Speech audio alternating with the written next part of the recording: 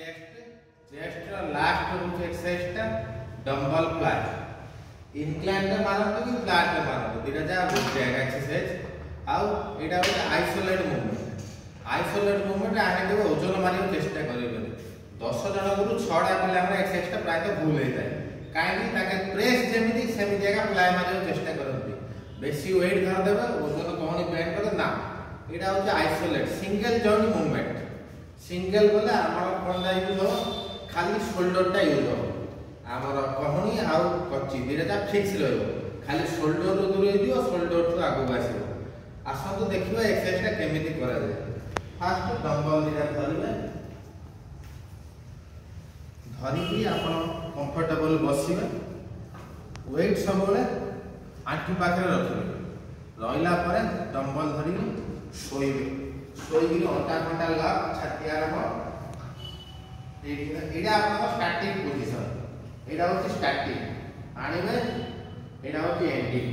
एडा होची स्टैटिक एडा होची एंडिंग डंबल एंडी बाडे देबे कंट्रोल रे रहे स्टार्टिंग पूरा रहबे बेसी वेट धर देई कोन एमिति करी एमिति मारिबे ना एडा प्रेस हे जो एडा फ्लाई मसल ला स्टार्टिंग पोजीशन रे मसल जति दूर एंडिंग रे मसल जति आ दूर पूरा एडा स्टार्टिंग एडा एंडिंग पूरा एडा 1 सेकंड 2 सेकंड होल्ड करबे तापर ओजनटा छाती बळ रे आनिबे पूरा क्वालिटी